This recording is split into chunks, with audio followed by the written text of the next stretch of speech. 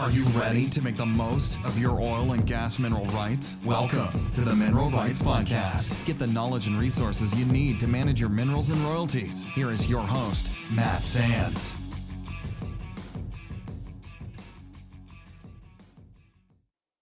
Hello and welcome to the Mineral Rights Podcast. I'm your host, Matt Sands, and I'm here to help you make the most of your minerals and royalties. And Justin Williams is here with me as always. Hey, Justin. Hey, Matt. Thanks for having me. Thanks for coming on. And today we're going to talk about news for June 2020 as it relates to minerals and royalties. And Justin, why don't you go ahead and dive in to the first article? There's certainly been a lot of activity in the oil markets, and so a lot to talk about there. You got it. All right, let's dive in. So, oil and gas companies not alone, mineral right owners facing a squeeze from industry downturn. The article mentions around 600,000 mineral owners in Colorado alone. Mineral and royalty owners in Colorado were paid around $500 million in 2019. While mineral and royalty owners are often thought of as large entities, the truth is that the average mineral owner in Colorado receives a check of about around $500, says Neil Ray, president of Camro. These are people who rely on the money for a variety of personal expenses, including paying for college and caring for elderly parents. The article also says that mineral and royalty owners could lose hundreds of millions of dollars in monthly royalty payments due to the collapse in the crude oil price. And I think this is something that any mineral owners are feeling right now, and we're all just hoping for the best. Yeah, and before we started to record, we were talking about the fact that we're starting to see in our personal royalty checks that impact on those low oil prices now, as we're starting to get checks that are paying us for April and for March and stuff like that, and so we're starting to see that drop in crude oil price hit the royalty check. So this shouldn't be really news to anybody that's getting royalties. It's sort of something we've already talked about. But the reason that I wanted to talk about this particular article, because it talks about some specific data with respect to Colorado. So, if you apply this to the industry as a whole or to your specific state, similar situation is going to be felt. And, obviously we have the impact on the individual mineral owners that their checks are dropped significantly, depending on how much they're getting. If it's a $500 check, like Camro mentioned, if that's the average, you could see checks that are at least half of that, or even more. If you figure that some of the $500 checks were based on oil at $50 a barrel, and even though prices have recovered right now, we're still seeing that month of March and April. Looking at one of my checks just last week, I think I was paid like $15 a barrel for some oil that was produced, in that time period. So if you figure, cut that number in half, or even cut it in more than that, 60% or 70%, that, you're seeing checks fall from that $500 average to probably $100 or maybe $200. And so, that's obviously come back quickly, and hopefully that the price of oil does continue to recover. But I think the bottom line here is that we're going to see an economic impact from not just those pocketbooks of those individual mineral owners, but that is money that is now not going to be spent back into the economy. So if we're talking, hundreds of $1 million in monthly royalty payments that are going to be lost, that's hundreds of $1 million that are not going back into the local economy. And so it's not just people that own minerals directly, it's going to be the overall economy that's going to be feeling that impact, because that's money that is not going to be spent in that local store or local market. And so, could impact small business owners, could impact anything that those people were going to do with that money, whether it was recreation or that could have been discretionary income. So you're seeing probably people holding back on some of that and those discretionary activities. So it'll be interesting to see how price of oil continues to recover. If we get back up to $50 by the end of the year, that would be amazing. And I think we would largely eradicate some of those economic impacts that would be felt. But the fact of the matter is that a lot of the damage has already been done from a labor market standpoint. So, we're talking royalty owners. We're really looking at oil and gas operators and service company employees. And I know, just talking to people on LinkedIn, there's just a ton of people that are being laid off right now in the industry. And a lot of those jobs, whether they come back this year or maybe they don't come back ever. And so it's going to be something that's going to be felt across the industry for a while, even if prices do recover by the end of the year. So I think the long and the short of this, wider economy impacted. We'll expect to also see impact on folks that relied on this royalty income to help weather the rainy day. So if you have the farmer rancher that owns the minerals below their land, and if they had a bad year from a crop standpoint or livestock prices weren't great, then they had that royalty income there to backstop any losses from the agricultural business. And now we're at this perfect storm of that situation might happen, and then those royalty checks are going to not be there as much as they need them to help weather the economic downturn. So definitely feel for folks out there that are in that situation.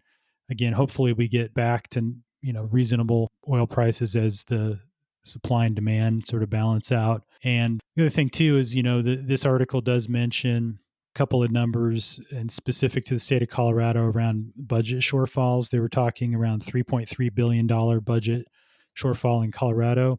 I know that here in Denver, Denver Public Schools is looking at cutting funding, and so that's a discussion that's going on right now. And so it's going to have an impact on education as one thing that's near and dear to my heart as a father of two kids. And so that's something that, we'll have to figure out how do we make that shortfall up. And, the fact that we have $1.7 billion that was generated for public schools on state-owned lands since 2008, and that the state land board is receiving royalties from production on state lands, and that goes back into education. And so that's something that, personally, it's an impact. And, I'd like to see oil come back soon and have a balanced response from the industry to not overdo it again, so that we do see recovery in prices that is sustainable, because it not only impacts our pocketbooks, but then potentially impacts the education of our kids. So a lot to take in as far as the knock-on effects and economics related to what's happening with the price of oil. But something to keep in mind as we have these conversations and we read articles about oil and gas companies, we need to think about the second order effects of what's going on. Absolutely. And, again, like you mentioned, it really affects the individual mineral right owners. And I think we all hope that when prices come back up, that it'll be managed more responsibly so that we don't have to go through something like this again. I agree. All right. So our next story here, tribe response to Interior Department's river mineral rights opinion. This is something that was in the news before. So the article is about the Missouri River and the ownership of mineral rights beneath the river on the Fort Berthold Reservation. The article quotes, "We demand the Department of Interior immediately withdraw its M opinion and abide by the longstanding precedent beginning with the 1936 decision that affirmed the rights to the riverbed," said Mark Fox, chairman of the MAH Nation. At issue is the Department of Interior's M opinion issued on May 26 that overturned a previous decision that backed tribal claims against North Dakota to these mineral rights. At issue is the Department of Interior's M opinion issued on May 26 that overturned a previous decision that backed tribal claims against North Dakota to these mineral rights. Apparently, the Department of Interior issued the opinion at the request of the state of North Dakota. The MHH Nation claims that historical precedent shows that the tribe owns the rights under the riverbed within the boundaries of the reservations, and that the DOI violated treaties going back to 1825 by issuing the opinion that overturned 3 prior decisions from the department. So this is an interesting one, Matt. Doesn't sound like the nation is terribly happy about it. No, and not knowing the full history there, based on what some of the information they claim, it does seem like they have a valid point. And this is an issue that we've highlighted in past news episodes.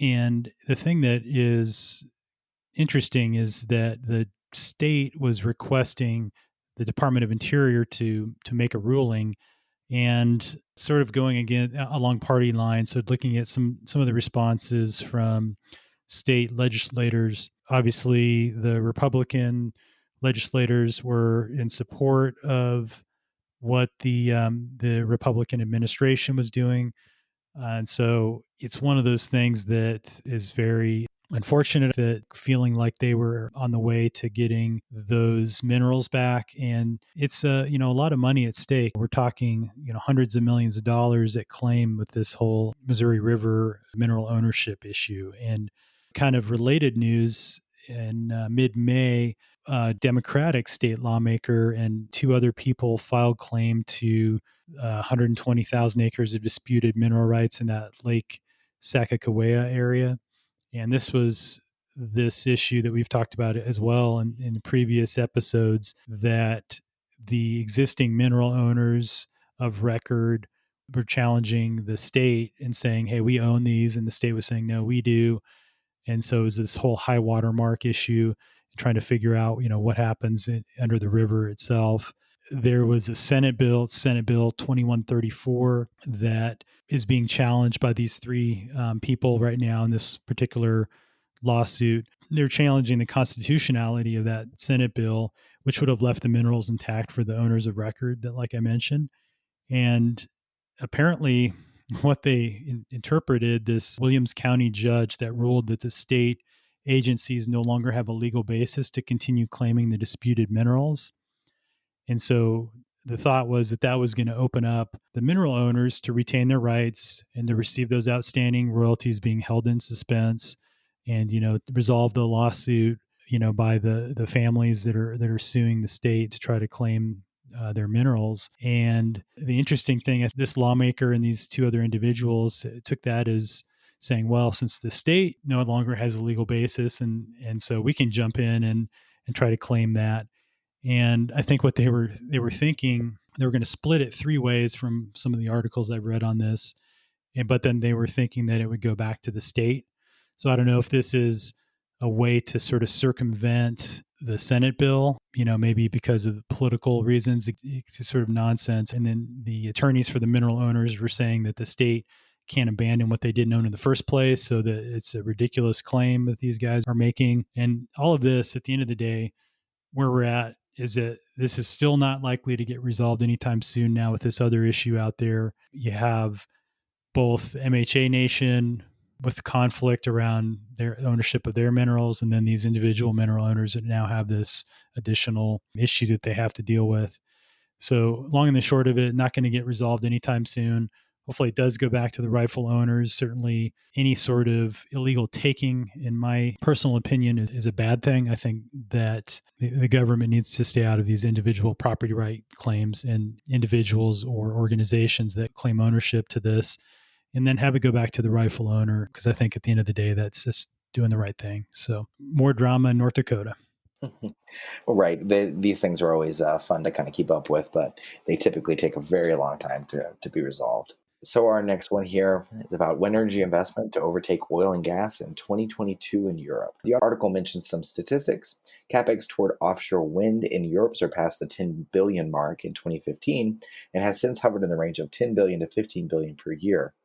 Annual CapEx levels are expected to rise from around 11.1 billion in 2019 to around 13.8 billion in 2020, 18.2 billion in 2021, and then more than 22 billion in 2022.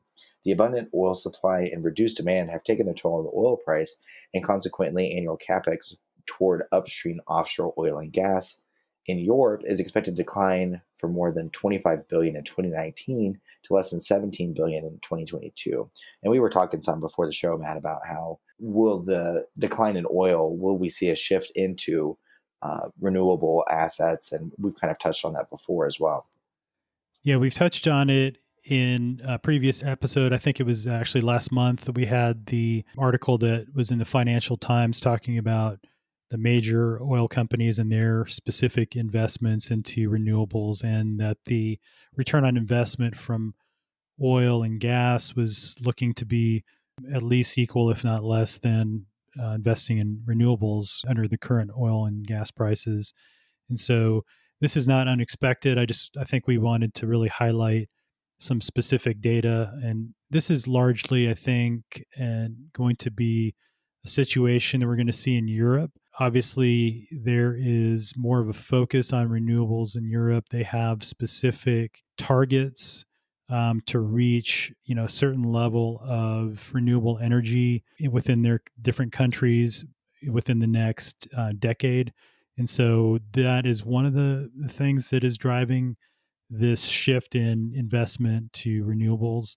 The other thing that I'll mention, it does say that it's around upstream offshore oil and gas. And so these are long-term projects. These offshore oil and gas projects are multi-billion-dollar projects that are, usually 5 to 10 years in duration from the concept identification till when that asset comes online and starts producing oil.